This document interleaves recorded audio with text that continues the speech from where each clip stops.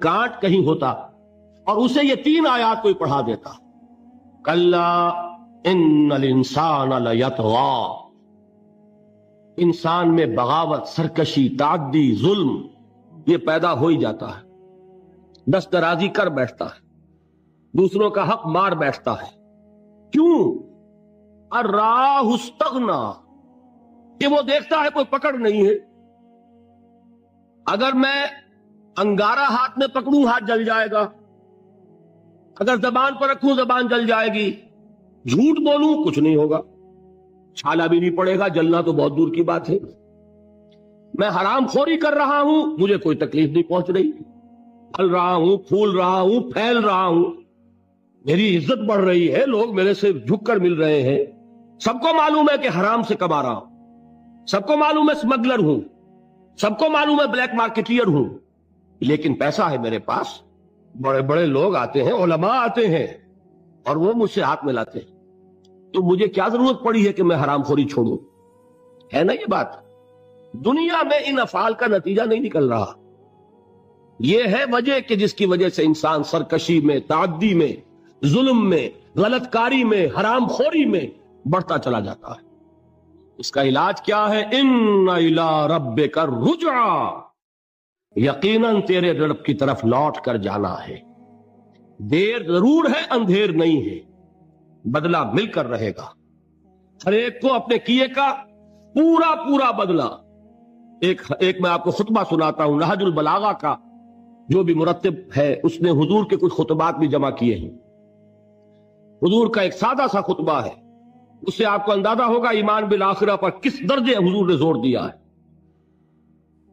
واللہ لتموتن کما تنامون، خدا کی قسم تم سب کے سب مر جاؤ گے جیسے روزانہ رات کو سو جاتے ہو، ثم لتبعثن کما تستيقظون، پھر تمہیں اٹھا لیا جائے گا جیسے روزانہ صبح کو بیدار ہو جاتے ہیں، ثم لتحسبن بما تعملون، پھر تمہارا حساب کتاب لیا جائے گا ان اعمال کا جو کر رہے ہو، ثم لتجزون بالاحسان احسانا وبالسوء سوءا، اور پھر تمہیں لازماً بدلہ مل کر رہے گا، بھلائی کا بھلا بدلہ اور برائی کی بری سزا، اور وہ کیا ہے؟ وَإِنَّهَا لَجَنَّةٌ أَبَدًا أَوْ لَنَارٌ أَبَدًا، یا آگ ہے ہمیشہ ہمیش کے لیے اور یا جنت ہے ہمیشہ ہمیش کے لیے۔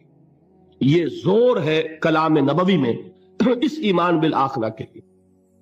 قرآن مجید میں آپ دیکھیں گے آخری پارے کی وہ صورتیں جو ابتدا میں نازل ہوئی ہیں، سارا زور آخرت پر، القارعہ ما القارعہ وما ادراک ما القارعہ یوم یکون الناس کالفراش المبثوث وتکون الجبال کالعہن المنفوش فاما من ثقلت موازینہ فہو فی عیشۃ راضیہ واما من خفت موازینہ فامہ ہاویہ وما ادراک ما ہی نار حامیہ۔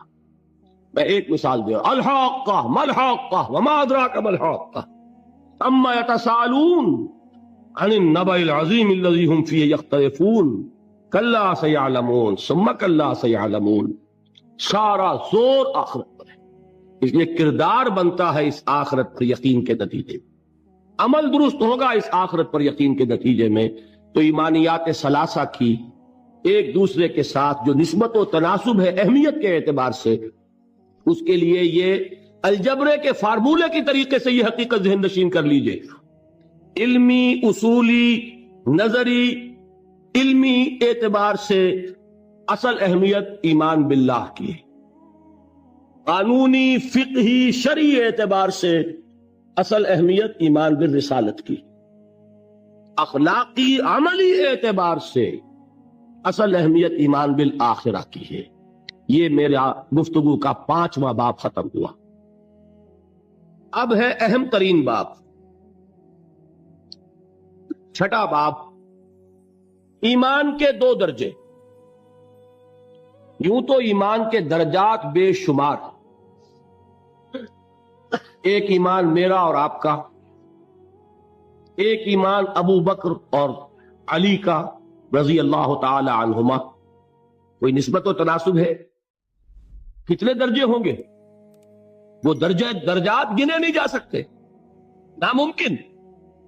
لیکن جان لیجئے کہ ان کو 2 بڑے بڑے حصوں میں ہم تقسیم کر دیں گے۔ ایک ایمان ہے قانونی ایمان، اسی کے لیے ایک اصطلاح ہے اسلام۔ ایک ایمان ہے حقیقی ایمان، جس کے لیے ایک دوسرا لفظ ہے یقین۔ ان دو چیزوں کو علیحدہ علیحدہ سمجھ لیجیے۔ دیکھیے، تصدیق میں نے کہا تھا ایمان کے معنی تصدیق۔ تصدیق ایک ہے زبان سے، ہاں آپ صحیح کہہ رہے ہیں، آپ اللہ کے رسول ہیں، میں نے مان لیا جو خبر آپ دے رہے ہیں، میں نے قیامت کو مانا، بعث بعد الموت کو مانا، اللہ کو مانا، اس کے اسماء کو مانا، اس کی صفات کو مانا، میں گواہی دیتا ہوں اشہد ان لا الہ الا اللہ واشہد ان محمد رسول اللہ۔ یہ کیا ہے؟ اقرار باللسان۔ اس کا نتیجہ کیا نکلا؟ کوئی ہندو ہو، سکھ ہو، پارسی ہو، عیسائی ہو، بدھ مت کا ماننے والا ہو، پھر یہ چوڑا ہو، چمار ہو، کسے باشد، آج یہ جملہ زبان سے نکالے، وہ دفعتاً کیا ہو گیا؟ مسلمان۔ کوئی یہاں لمبا چوڑا سفر نہیں ہے، مسلمان ہونے کے لیے کوئی لمبے چوڑے ریچولز نہیں ہے، کوئی لمبی چوڑی رسومات کا سلسلہ نہیں ہے۔ جو شخص یہ کہہ دے اور اقرار باللسان، ہم اسے مسلمان مان لیں، الا یہ نوٹ کر لیجئے، مغالطہ ہو جاتا ہے بعض لوگوں کو، الا یہ کہ بعد میں یہ معلوم ہو کہ وہ کوئی ایسی بات بھی مانتا ہے جو اسلام کی یا حضور کی دی ہوئی بنیادی تعلیمات کے خلاف ہے۔ جب یہ معلوم ہوگا تو ہم کہیں گے نہیں بھائی تم مسلمان نہیں ہوئے، اس کا نام تکفیر ہے، پھر اس کو کافر قرار دیا جائے گا۔ مثال دوں آپ کو، ایک شخص کہتا ہے اشہد ان لا الہ الا اللہ واشہد ان محمد رسول اللہ، ہو گیا مسلمان۔ بعد میں کہتا میں نے آخرت کا اقرار کب کیا تھا؟ میں نے تو اللہ کو مانا، رسول کو مانا، یہ آخرت تو میں نے نہیں مانی۔ اب کیا کہیں گے آپ؟ اس کو مسلمان مانیں گے کہ نہیں؟ یہ تکفیر ہے۔ جب تک ہمیں معلوم نہیں کہ وہ آخرت کا منکر ہے، صرف کلمہ شہادت کی بنیاد پر اسے مسلمان مانا جائے گا۔ لیکن جب معلوم ہوا کہ وہ آخرت کا منکر ہے، اب اس کی تکفیر ہو جائے گی کہ نہیں تو مسلمان نہیں ہو، کافر۔ بالکل اسی طرح جب تک ہمیں معلوم نہیں کہ کوئی شخص جو کلمہ شہادت پڑھ رہا ہے وہ ختم نبوت کا منکر ہے، اس وقت تک وہ مسلمان مانا جائے گا۔ لیکن جب یہ معلوم ہو جائے کہ وہ ختم نبوت کا منکر ہے، اس کی تکفیر کی جائے گی، اس لیے کہ محمد الرسول اللہ نے جیسے خبر آخرت کی دی، ویسے ہی خبر اپنی نبوت کی اختتام اور تکمیل کی دی۔ تو یہ جو ہے اسلام یا ایمان قانونی، اس کا تعلق ہے اقرار باللسان سے۔ اس کی بنا پر ہم دنیا میں کسی کو مسلمان مانتے ہیں، لیکن ایک ہے تصدیق دل سے۔ سمجھ رہے ہیں بات؟ یہ دل سے تصدیق ہوگی تو حقیقی ایمان ہوگا۔ اگر دل سے تصدیق نہیں ہے، زبان سے تصدیق ہے، تو اسلام تو ہو جائے گا، ایمان نہیں ہوگا۔ بات سمجھ میں آئی؟ تو ایک ایمان کا قانونی درجہ ہے۔ اچھا، دل کی تصدیق کی بات ایسی ہے، ہر شخص سمجھ سکتا ہے، اس کو ہم ویریفائی نہیں کر سکتے۔ آج تک بھی، آج کیا تاریخ ہے؟ 12 دسمبر 1985 تک بھی کوئی آلہ ہمارے پاس ایسا نہیں جس کے ذریعے سے ہم دل میں اسے اتار کر یہ دیکھ لیں کہ ایمان ہے کہ نہیں ہے۔ نہیں ہے نا؟ تو ایمان کی جو دنیا کا ایمان ہے، اس میں دل کی بات زیر بحث نہیں آئے گی۔ بات سمجھ رہے ہیں؟ مجبوری ہے ہماری، we can't know it, we can't verify it. ہم نے کسی کے دل میں اتر کر نہیں دیکھا۔ ہو سکتا ہے، دیکھیے، کوئی ہندو، کوئی سکھ پاکستان میں آتا ہے جاسوس کی حیثیت سے، وہ مسلمانوں کی شکل بنائے گا کہ نہیں؟ داڑھی بھی رکھے گا خوب، نماز سیکھ کے آئے گا، خطرہ کرا کے آئے گا، تاکہ کوئی آڑا وقت آئے اور ویریفیکیشن ہونے لگے تو میری آئیڈینٹی جو ہے مسلمان کی تسلیم ہو جائے۔ اور ہو سکتا ہے ہمارے ہاں بارڈر ایریاز میں کوئی امام مسجد بن کے بیٹھا ہوا ہو اور وہ ہندو جاسوس ہو، کیا اس کے دل میں ایمان ہے؟ نہیں، وہ بنا ہوا مسلمان ہے، لیکن ہمیں مسلمان ماننا پڑے گا۔ کیوں؟ unless you can prove it otherwise۔ آپ کے پاس کیا ثبوت ہے؟ ثبوت مل جائے گا تو آپ اسے پکڑ کر جیل میں ڈال دیں گے جاسوسی کے جرم میں۔ لیکن یہ کہ جب تک آپ کے پاس کوئی ثبوت نہیں ہے، you will have to accept him as a Muslim۔ اس لیے کہ مسلمان ہونے کے لیے قانونی طور پر ایمان کا تقاضا پورا کرنے کے لیے صرف اقرار باللسان ہے، دل کی تصدیق کو اس میں ہم کہیں زیر بحث لا ہی نہیں سکتے، اٹس امپاسبل۔ یہی معاملہ اچھی طریقے سے سمجھ لیجئے۔ ایک شخص عین حالت جنگ میں، آج کل تو خیر دور سے ہوتی ہے ٹھاٹھا، لیکن یہ کہ وہ زمانہ جب کہ حضور کے زمانے میں جہاد ہوتا تھا، قتال ہوتا تھا، دو بدو جنگ ہے، تلوار ہے۔ واقعہ پیش آیا ہے بالفعل حضرت اسامہ ابن زید، جو یوں سمجھیے کہ حضور کے پوتے ہوئے۔ حضرت زید کو حضور نے منہ بولا بیٹا بنایا تھا۔ وہ تو جب سورہ احزاب نازل ہوئی اور اللہ نے فرمایا کہ اسلام میں کوئی منہ بولا بیٹا نہیں ہے، لوگ انہیں کہا کرتے تھے زید ابن محمد، حضور نے ان کو متبنہ بنایا ہوا ہے۔ پھر ان کو کہا گیا زید ابن حارثہ، تو ان کے بیٹے ہیں حضرت اسامہ، اور حضور انتہائی محبت کرتے تھے۔ ان کا یہ واقعہ ہوا، ایک جنگ میں ایک کافر کے ساتھ مقابلہ ہوا۔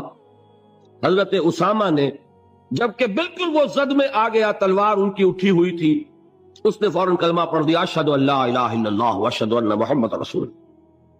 اب ان کے لیے ایک پرابلم ہو گیا، تلوار چلے یا نہ چلے۔ انہوں نے یہی سمجھا کہ یہ صرف جان بچانے کے لیے ہیلا کر رہا ہے، بہانہ کر رہا ہے، تلوار نہیں روکی، گردن اڑا دی۔ لیکن دل میں ایک دغدغہ بھی رہا کہ یہ بات پتہ نہیں میں نے صحیح کی غلط کی۔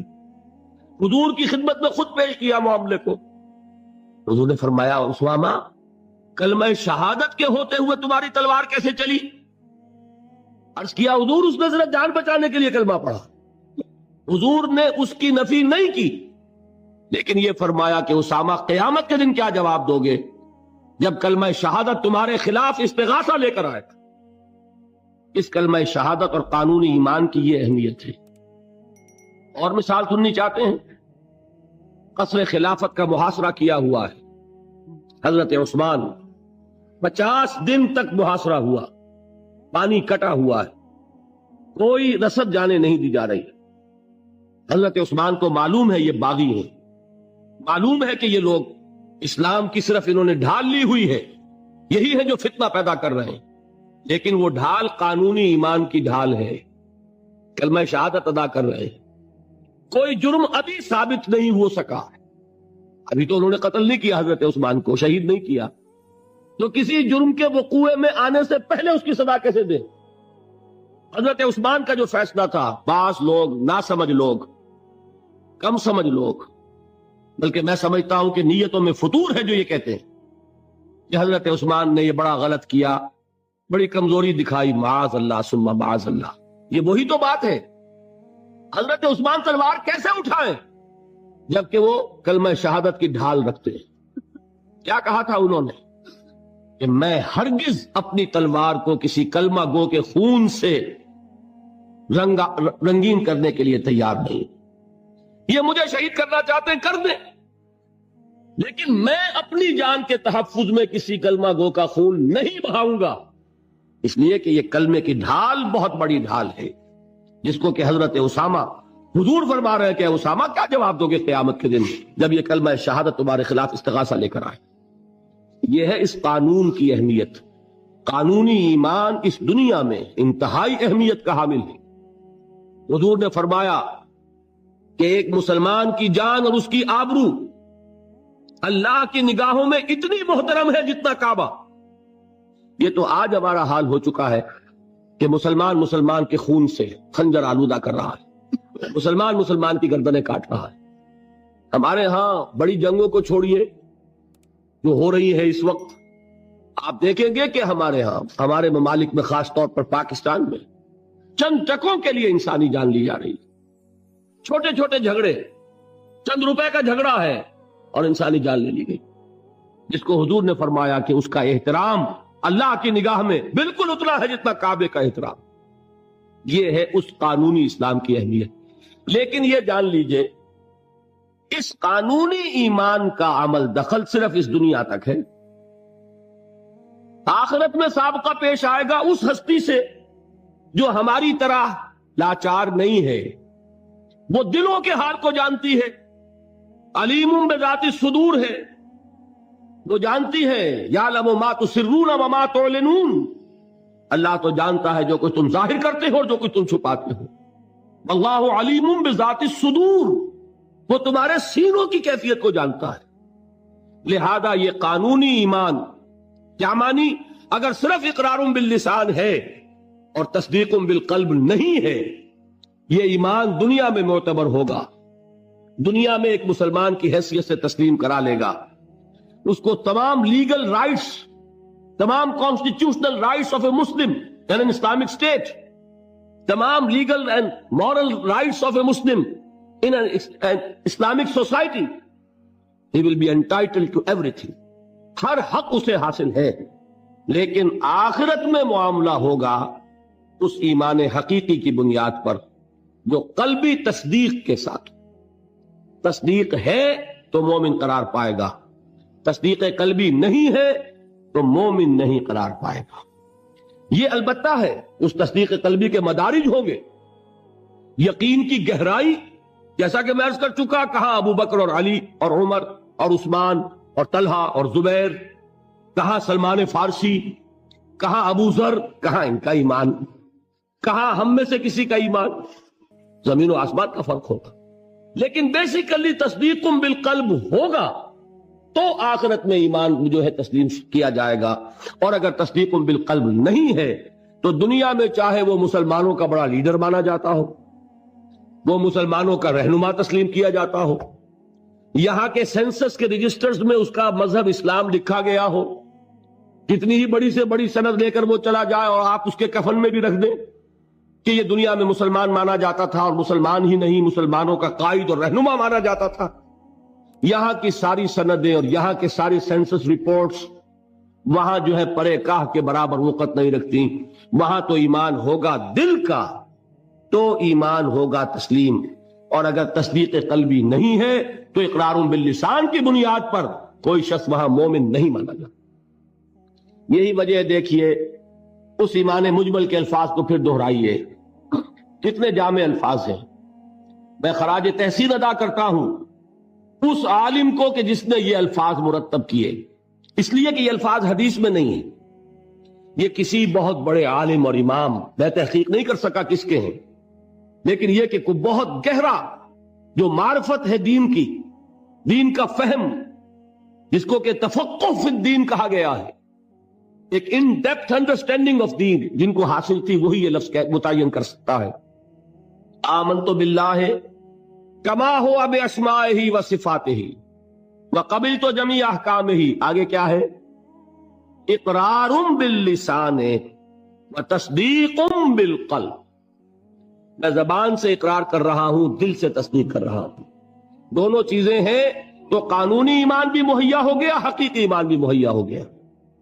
اور اگر یہ دونوں چیزیں نہیں ہیں، صرف اقرار باللسان ہے، تو وہ دنیا میں مسلمان سمجھا جائے گا. اگر تصدیق قلبی نہیں ہے، آخرت میں وہ مومن شمار نہیں ہوگا. اچھا، ایک اور شکل بھی ہو سکتی ہے، ہو سکتا ہے تصدیق بالقلب ہو لیکن اقرار نہ کرے یہاں، وہ شخص بھی یہاں مسلمان نہیں مانا جائے گا. وہاں کا معاملہ اللہ کے حوالے ہے، وہ انڈیویجول کیس ہے، اللہ تعالیٰ جیسے چاہے اس سے معاملہ کرے. لیکن یہاں مسلمان اور مومن منوائے جانے کے لیے اقرار باللسان لازمی ہے.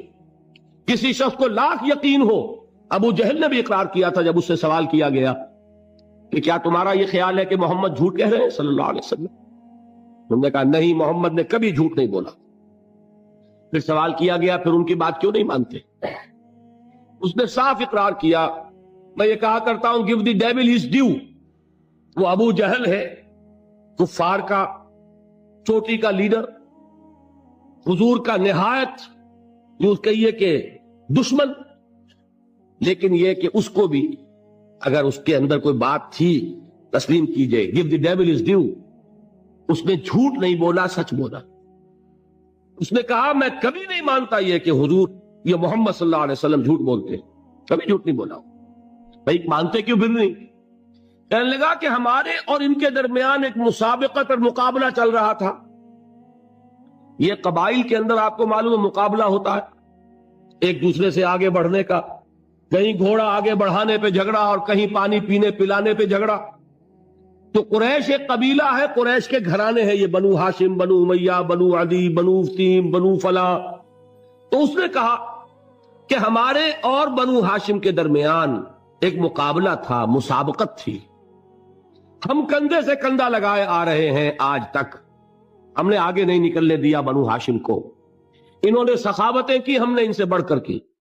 انہوں نے لوگوں کو کھانے کھلائے، ہم نے بڑے دسترخوان بچھا دیے.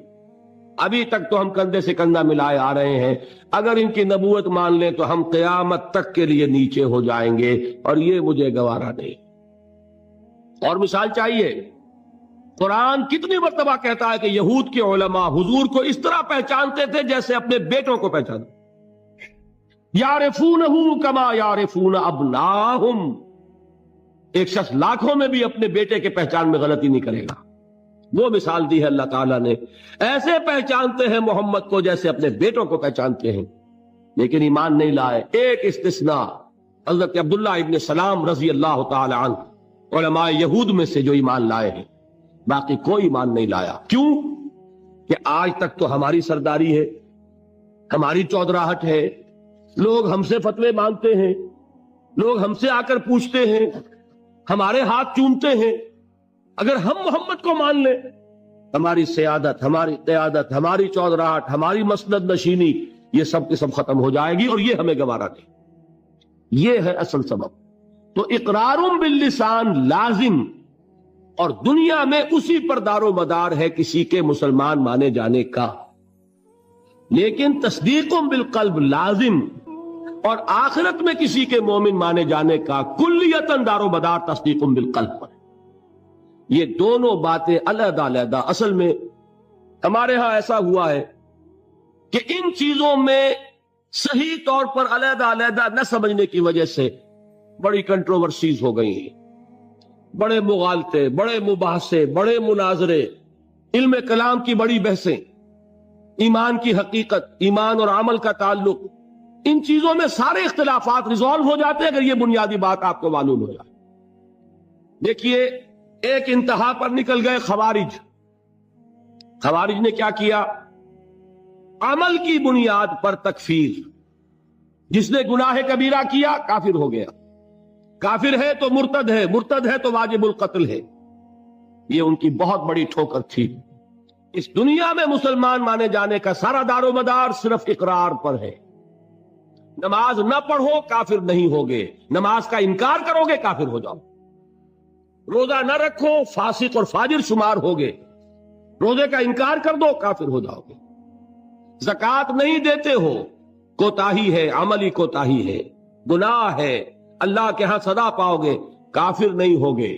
زکوٰۃ کا انکار کر دو گے کافر ہو جاؤ گے. اسی طریقے سے کوئی شخص شراب پیتا ہے، فاسق ہے، فاجر ہے، کافر نہیں ہے. اگر یہ کہہ دے شراب حرام نہیں ہے، کفر ہو جائے گا. قرآن کی نفی ہو گئی، کفر ہے. کوئی شخص بدکاری کر بیٹھا ہے، کافر نہیں ہوا، گناہگار ہوا. اگر اس کے خلاف سزا، اگر مقدمہ ثابت ہو جاتا، سنسار کر دیجئے. حضور نے سنسار کیا، مرد کو بھی کیا، عورت کو بھی کیا. لیکن یہ کہ انہیں کافر نہیں کہا، بلکہ جنہیں سنسار کیا گیا تھا ان کے خلاف کسی نے اگر یہ جملہ بھی کہہ دیا کہ کتنا بے حیا مرد تھا یا کتنی بے حیا عورت تھی، تو حضور نے ڈانٹا. اس نے وہ توبہ کی ہے کہ اگر تمام مدینے والوں پر تقسیم کر دی جائے تو سب کی نجات کے لیے کافی ہو جائے. حالانکہ مدینے میں منافقین بھی بھرے ہوئے تھے. حضور نے فرمایا اتنی بڑی توبہ کی اس اللہ کی بندی نے. خطا ہو گئی، جذبات کے رو میں آ کر کوئی کیا نہیں کر بیٹھتا. لیکن آپ ذرا غور کیجئے، اس اللہ کی بندی کا تصور کیجئے جو خود چل کر آتی ہے، حضور مجھ سے وہ خطا ہو گئی ہے جس کی سزا رجم ہے، آپ مجھے پاک کر دیجئے، میں اللہ کے ہاں نہیں جانا چاہتی، مجھے آپ کو سزا دے کر اس دنیا میں پاک کر. حضور نے اپنا رخ پھیر لیا، وہ پھر آئی. حضور نے پوچھا دماغ خراب تو نہیں ہے؟ نہیں حضور، مجھ سے وہ خطا ہو گئی. اب مجبور ہو کر آپ پوچھتے ہیں حمل تو نہیں رہ گیا؟ جی حضور رہ گیا. تو پھر اس ننھی جان کا کیا قصور ہے؟ جرم تمہارا ہے، اس کا کوئی جرم نہیں. جاؤ وضع حمل کے بعد آنا. وہ اللہ کی بندی وضع حمل کے بعد پھر حاضر. حضور پیدائش ہو چکی ہے، اب مجھے پاک کر۔ ذرا تصور کیجئے، جس کو کہا جاتا ہے وحشیانہ سزا، اور واقعہ یہ کہ اس سے زیادہ سخت موت کا آپ تصور نہیں کر سکتے۔ یہ کوئی الیکٹرک چیئر والی موت نہیں ہے کہ ایک کرنٹ گیا اور ختم ہوئے، یہ پھانسی کی موت نہیں ہے کہ ایک جھٹکا اس کے بعد انسان کو کچھ پتا نہیں۔ یہ آپ کو نظر آ رہا ہے کہ جسم جو ہے پھڑپھڑا رہا ہے، تڑپ رہا ہے، اس کو کچھ پتا نہیں۔ یہ موت کے پتھراؤ ہو رہا ہو اور ایک ایک پتھر جو ہے جسم کے اندر گھاؤ ڈال رہا ہو اور خون کے فوارے چھوٹ رہے ہو اور جان اس طرح نکل رہی ہو، لیکن وہ اللہ کی بندی خود پیش کر رہی ہے اپنے آپ بز حمل کے بعد حاضر۔ حضور نے فرمایا ابھی تو اس بچے کی زندگی کا دار و مدار تم پر ہے، جاؤ ابھی دودھ پلاؤ۔ پھر آتی ہے، بچے کے ہاتھ میں ٹکڑا ہے روٹی کا، کھا رہا ہے۔ حضور دیکھیے اب یہ روٹی کھانے لگا ہے، اب مجھے پاک کر دیجیے۔ اب مجبوراً حضور سزا کا حکم دیتے ہیں، جاؤ اس کو رجم کر دو۔ جب رجم کیا جا رہا تھا، کسی شخص کی زبان سے نکل گیا، کتنی بے حیا عورت تھی، اس پر ڈانٹ پلائی ہے حضور نے صلی اللہ علیہ وسلم۔ اللہ کی اس بندی نے وہ توبہ کی ہے کہ اگر تمام مدینے کے لوگوں پر تقسیم کر دی جائے تو سب کی نجات کا ذریعہ بن جائے، لیکن جرم ہے، سزا ملے گی، البتہ کفر نہیں ہے۔